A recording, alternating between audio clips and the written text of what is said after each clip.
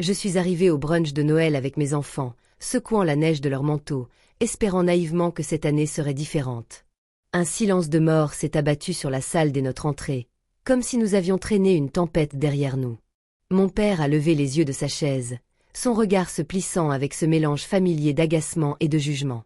Je ne comprenais pas pourquoi l'atmosphère avait changé, pourquoi chaque sourire s'était éteint jusqu'à ce qu'il ouvre la bouche et brise la quiétude matinale. Avant de vous raconter la suite, dites-moi d'où vous m'écoutez? Et quand vous entendrez ce qui s'est passé ensuite, demandez-vous ce que vous auriez fait à leur place. Je m'appelle Audrey, et si vous nous aviez vu entrer dans ce restaurant de Denver ce matin-là, vous auriez pu penser que nous étions une famille comme les autres, essayant de profiter d'un peu de tranquillité pendant les fêtes. Je tenais la main de mes enfants, faisant semblant de ne pas remarquer leurs doigts qui se crispaient à mesure que nous approchions de la table. Ils ont appris à lire dans une pièce comme d'autres enfants lisent des bandes dessinées, en silence, se préparant rapidement au changement qu'ils savent imminent. Enfant, ma famille n'avait jamais besoin d'élever la voix pour me faire sentir à part. Cela se manifestait par de petites attentions. Le soupir de mon père quand j'entrais dans la pièce, la façon dont les conversations s'achevaient comme des portes closes. Les sourires polis qui n'atteignaient jamais les yeux de personne. Pendant des années, je me suis persuadée que tout cela n'était que dans ma tête. Mais devenir mère change la perspective. On cesse de trouver des excuses aux adultes qui devraient être plus responsables. Les réunions de famille étaient toujours les plus difficiles. Du côté de mon père, on adorait les grandes décorations de table, les tenues assorties, les toasts bruyants qui masquaient des vérités plus crues. J'arrivais en essayant de me fondre dans la masse, espérant que quelqu'un remarquerait mes efforts. Mais plus je grandissais, plus je comprenais que leur chaleur avait des limites, et que je vivais en permanence à l'écart. Ce brunch se voulait simple. J'avais préparé des brioches à la cannelle à l'aube, emporté des gants de rechange, répété gentiment avec les enfants les règles de politesse. Je voulais qu'ils se sentent inclus, même si ce n'était pas mon cas. En entrant, j'ai vu mon père assis près du bout de la table, riant à une remarque de ma cousine. Un instant, j'ai cru que cette année serait différente. Que cette froideur qui m'habitait depuis si longtemps n'était peut-être qu'un souvenir qui s'étirait jusqu'au présent. Mais les signes sont arrivés tôt, subtils comme toujours. Les yeux de ma mère se sont écarquillés en me voyant, comme si je m'étais trompée d'endroit. Elle s'est vite reprise, affichant un sourire forcé et me serrant le bras avec des doigts si raides qu'ils auraient pu me faire un bleu. Ma tante a fait un signe de la main maladroit, déplaçant à peine une chaise pour ma fille. La conversation autour de nous s'est ralentie, puis a repris, mais sur un ton que je connaissais trop bien. Un ton qui disait « Je n'aurais pas dû venir sans même avoir prononcé un mot ». Mes enfants, Dieu merci, ont essayé. Mon fils a montré à sa petite sœur comment plier une serviette en papier en triangle, lui chuchotant des blagues pour la faire rire. Assise là, je faisais comme si de rien n'était, sirotant une eau au goût métallique, priant pour que mon père ne remarque pas mes efforts pour me faire oublier. Mais bien sûr, il l'a remarqué. Il le faisait toujours. Et au lieu d'être soulagé de voir ses petits-enfants, il semblait agacé, comme si notre présence venait perturber l'image qu'il voulait projeter. Malgré tout, je suis restée polie. J'ai aidé ma fille à attraper le bol de fruits, j'ai demandé à ma mère comment allait sa femme, et j'ai même passé le beurre à mon père malgré son air fuyant. Je pensais qu'à force d'essayer, la glace finirait par se briser. Je me trompais. Et ses prochains mots allaient me le prouver. Tout a basculé par un simple rire. Un de ces rires secs et répétés que mon père utilisait pour attirer l'attention. Il s'est adossé à sa chaise, tapotant son verre avec sa fourchette. Pas assez pour faire un scandale, mais suffisamment pour faire passer le message. La conversation s'est faite plus discrète, les têtes se sont inclinées. Même mes enfants ont marqué une pause. J'étais en train de couper la gaufre de ma fille en morceaux quand je l'ai sentie. Un regard brûlant, plus brûlant encore que la vapeur qui s'échappait de la nourriture. J'ai levé les yeux, et il était là. Les yeux de mon père se sont fixés sur moi, un sourire crispé aux lèvres, un sourire que j'avais pris pour de la patience, avant de comprendre qu'il s'agissait d'irritation déguisée en politesse. « Tout va bien ?» ai-je demandé doucement, essayant d'éviter que la situation ne dégénère trop vite. Son regard a glissé sur mon manteau jeté derrière moi, les gants de l'enfant qui séchaient sur le dossier d'une chaise, le petit désordre inhérent à la vie avec des enfants, puis il est revenu à moi.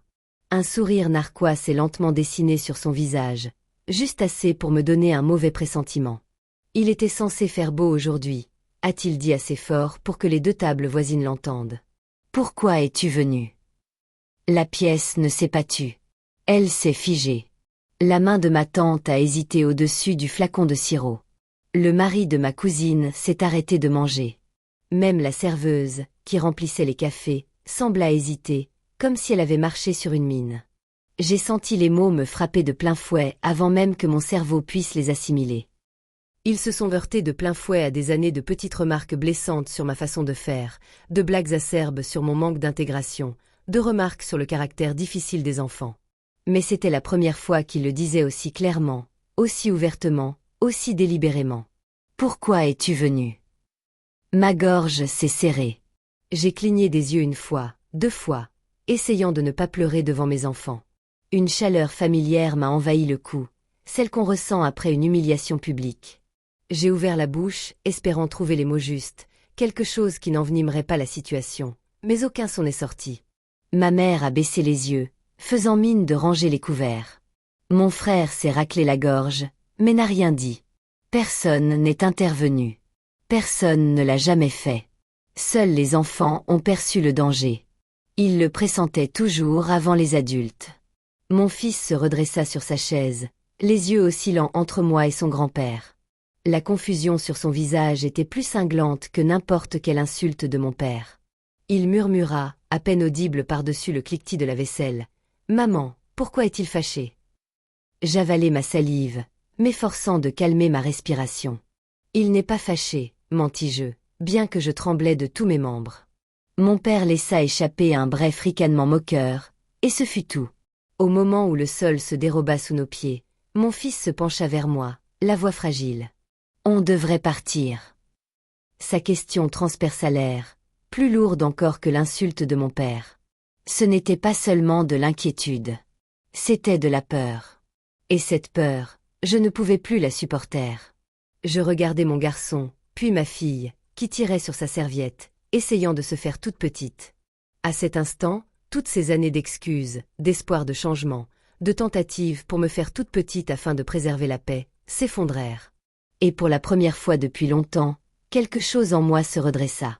Ce que j'ai dit ensuite allait tout changer. Je n'ai pas répondu tout de suite à mon fils. Je ne pouvais pas. Mon cœur battait si fort que j'avais l'impression que tout le restaurant pouvait l'entendre. Les conversations du brunch autour de nous reprirent lentement. Les gens faisaient semblant de ne pas me regarder, tout en essayant très mal de le cacher. Mon père était déjà retourné à son assiette, comme s'il ne m'avait pas dévoré du matin, comme on dépaisse la graisse d'un rôti. La main de mon fils se glissa de nouveau dans la mienne. Plus petite, plus serrée. « Maman, » murmura-t-il, « s'il te plaît. » Ce simple mot, « s'il te plaît », n'avait rien à voir avec la gêne. C'était une question de protection. Mes enfants m'avaient vu pendant des années me plier en deux pour correspondre à la définition étroite de ce qui était acceptable dans cette famille. Ils en avaient assez vu pour savoir quand la limite avait été franchie, même s'ils ne pouvaient pas la nommer. J'inspirais profondément, la poitrine tremblante. L'air sentait le beurre brûlé et le sirop d'érable. Mais en dessous, il y avait la déception. Cette vieille déception familière que j'avais ravalée depuis l'enfance. J'en avais tellement marre. J'ai repoussé ma chaise. Ses pieds ont grincé bruyamment sur le carrelage, fendant le brouhaha du brunch comme une lame. Les conversations se sont interrompues. Les têtes se sont tournées. Ma fille a levé les yeux vers moi, les yeux écarquillés. Sa cuillère en série est restée figée en plein vol. Oui, ai-je fini par dire. Maintenant. Mon père n'a même pas levé les yeux. Cela m'a blessé plus que son sourire narquois. L'ignorance comme mépris. Une gomme déguisée en indifférence. S'il avait crié, cela aurait signifié que je comptais suffisamment pour le provoquer. Le silence révélait une vérité plus profonde. Il me croyait indigne d'une réaction. Je suis restée debout à aider ma fille à enfiler son manteau, en nouant doucement son écharpe pour qu'elle ne se sente pas pressée. Mon fils a attrapé ses gants, la mâchoire serrée, avec une maturité qu'il n'aurait pas dû avoir à ce stade. Je sentais tous les regards posés sur nous. Certains avec pitié, d'autres avec curiosité, quelques-uns soulagés. Ce n'était pas leur famille qui se désagrégeait un matin de jour férié. Ma mère a tendu la main comme pour dire quelque chose, mais elle s'est arrêtée au milieu, les doigts se repliant dans sa paume. Toute une vie passée aux côtés de mon père l'avait réduite au silence. Elle ne pouvait s'approcher de moi sans s'éloigner de lui. Et comme elle ne m'avait jamais choisi auparavant, je n'ai pas attendu. Nous sommes sortis ensemble, tous les trois, la porte se refermant derrière nous avec un bruit sourd qui résonna bien plus fort dans ma poitrine. Dehors, le froid nous enveloppa instantanément, mais l'air était plus pur, vif, authentique, sans faux semblant. Mon fils glissa de nouveau sa main dans la mienne. « Bravo, maman » murmura-t-il. Je n'avais pas encore mérité ses félicitations, mais ça viendrait. 1 heure plus tard, mon père regretterait chaque mot qu'il avait prononcé. 1 heure plus tard, mon père regrettait ses paroles. Ce ne fut pas dans les cris, ni dans le bruit d'assiettes cassées, ni dans une scène dramatique digne d'un feuilleton. Ce fut tout simplement beaucoup plus discret, un changement que personne ne put ignorer. Les enfants et moi étions rentrés chez moi, un petit appartement donnant sur une de ces rues de Denver où la neige s'amoncelle dans les coins comme du coton sale. J'avais préparé un chocolat chaud comme il l'aimait tant. De la crème fouettée, de la cannelle par-dessus, comme pour réchauffer quelque chose de plus profond que nos mains. Je pensais que ce serait la fin. Une autre blessure avec laquelle j'avais appris à vivre. Une autre histoire que mes enfants porteraient en eux, même s'ils essayaient de l'oublier. Mais soudain, mon téléphone vibra. C'était ma mère. Pas un appel.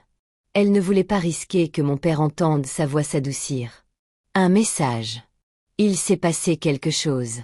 Je pense que tu devrais le savoir.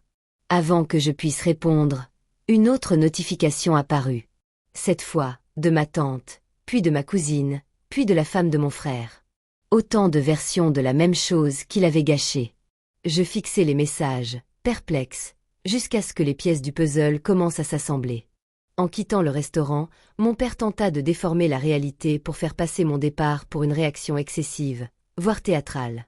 Il s'attendait à son auditoire habituel d'acquiescement, mais tout le monde avait assisté à la scène. Ils avaient tout entendu et, pour la première fois depuis longtemps, personne n'était prêt à faire semblant du contraire. Ma tante, qui s'était toujours tue pour éviter les conflits, prit enfin la parole.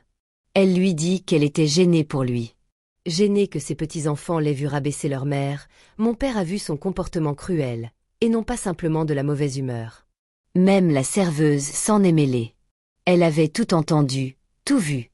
Apparemment, elle a confié à la table qu'elle ne s'imaginait pas parler ainsi à sa propre fille. Je l'ai imaginé assis là, son autorité lui, échappant comme de la glace fondante. Et pour une fois, il n'avait plus personne à qui se justifier. Plus de discours préparés, plus aucun contrôle. Mais le véritable tournant n'était pas ses commentaires. C'est ce qui s'est passé ensuite. Pendant que la famille le confrontait, le gérant du restaurant s'est approché de leur table avec un dossier détaillant les dépenses, des choses que mon père avait réglées à l'avance. Le brunch des fêtes était cher, et il avait tenu à tout payer. Sauf que non. Sa carte avait été refusée 2 fois. Il en a essayé une autre, refusée à nouveau. Le gérant, d'un ton calme mais ferme, a demandé si quelqu'un d'autre à table pouvait régler l'addition. Toute la famille élargie, ces mêmes personnes qu'il avait tenté d'impressionner, le vit prendre une teinte que même l'hiver du Colorado ne pouvait expliquer. Ma mère était décontenancée et Terry dut sortir sa carte pour régler la note. Mon père la réprimanda sèchement entre ses dents. Mais les mots n'avaient plus d'importance. Tout le monde avait déjà vu la vérité. L'homme si soucieux des apparences ne put maintenir l'illusion. C'était le moment fatidique. L'heure où il regretta tout. Non pas parce qu'il m'avait blessé, non pas parce qu'il avait mis mes enfants dans l'embarras, mais parce que perdre le contrôle en public était la seule humiliation qu'il n'avait jamais pardonnée à personne. Mon téléphone vibra de nouveau. Un nouveau message de lui. Juste 2 mots. Reviens. Pas des excuses, même pas une demande. Un ordre, réflexe, instinctif, comme il m'avait toujours parlé. Je fixai l'écran jusqu'à ce que les lettres se brouillent. Mon doigt hésita un instant, puis j'appuyai sur « Appel vocal ». S'il avait voulu parler, il aurait entendu ma voix, calme et claire. Il a décroché immédiatement. « Audrey, c'est ridicule. On en fait toute une histoire pour rien. Reviens. » « Non, ai-je dit. » Silence. Pas un silence pesant, mais un silence hébété, comme s'il était incapable d'assimiler un mot aussi simple, aussi définitif. « Non, a-t-il répété. Je l'imaginais serrant le téléphone à pleines dents, attendant que je réapparaisse, soumise. Celle qui plie au lieu de rompre. Je ne lui ai pas offert ça. Tu m'as humiliée devant mes enfants, ai-je dit doucement. Dans une pièce pleine de monde, et ça fait des années que tu fais ça. J'en ai assez de faire comme si c'était normal. Il a inspiré brusquement. Audrey, tu déformes la vérité. Non, je ne déforme rien. Pour une fois, je dis la vérité sans l'édulcorer pour protéger ton ego. Un autre silence, plus long. J'ai continué. Mes enfants méritent mieux, et moi aussi. On ne reviendra pas. Tu es en train de détruire cette famille, s'écria-t-il. J'expirai, un souffle qui me semblait retenu depuis des décennies. Cette famille est détruite parce que personne ne t'a jamais demandé de compte, dis-je. Aujourd'hui, il ne s'agissait pas de ma présence. Il s'agissait que tu montres qui tu es vraiment. Il ne répondit pas. Peut-être parce qu'il n'avait plus rien à dire. Peut-être parce qu'il avait enfin compris que le contrôle qu'il exerçait si fermement lui avait échappé. Peut-être, pour la première fois, prenait-il conscience du prix de ses paroles. Je raccrochai avant qu'il ne puisse reprendre ses esprits. Derrière moi, mon fils nous observait, les yeux écarquillés mais sereins. « C'était grand-père » demanda-t-il. « Oui » répondis-je en m'agenouillant pour croiser son regard. « Et tout va bien. »« Tant mieux » murmura-t-il. « Parce qu'il te rendait triste. Les enfants n'ont pas besoin de longues explications. Ils ont juste besoin de la vérité. Et la vérité était simple. Partir n'était pas un signe de faiblesse. C'était la première limite que je posais. Ce soir-là, tandis que les lumières de la ville scintillaient à travers nos fenêtres, j'ai senti quelque chose changer. Le début de la paix. Petite, mais réelle. Et avant d'aller nous coucher, j'ai dit à mes enfants quelque chose que j'aurais dû me dire il y a des années. L'amour ne devrait pas te faire sentir petit. Si vous voulez plus d'histoires comme celle-ci, de vraies histoires de courage, de prise de parole et de reconquête de sa place, soutenez-nous sur Flex Revenge en vous abonnant. Vous serez avertis dès qu'une nouvelle histoire sera publiée. Le lendemain matin, Denver était calme, de ce calme hivernal qui adoucit tout, même les choses qui font encore mal. J'ai préparé le petit déjeuner pendant que les enfants se disputaient gentiment pour savoir qui aurait la plus grosse crêpe. Leur rire remplissait l'espace qui semblait si vide après les réunions de famille. Pour une fois, je ne ressentais aucune oppression, aucune explication apprise par cœur pour justifier un mauvais traitement. Mon téléphone, quelques sonneries dans la journée, ma mère qui prenait de mes nouvelles, ma tante qui s'excusait de ne pas avoir réagi plus tôt, une cousine qui m'envoyait un émoji cœur, et rien d'autre. Mais pas un seul message de mon père. Étrangement, ce silence avait un goût d'apaisement plutôt que de punition. L'après-midi, j'ai emmené les enfants en voiture dans un petit parc près de chez nous. Nous avons marché sur le chemin verglacé tandis qu'ils jouaient à la balle aux prisonniers, leur joie si intense qu'elle faisait oublier la douleur de la veille. J'ai alors compris que quitter le brunch n'était pas seulement une question de les protéger de l'humiliation. C'était choisir une vie où leur mère serait fière, non pas abattue.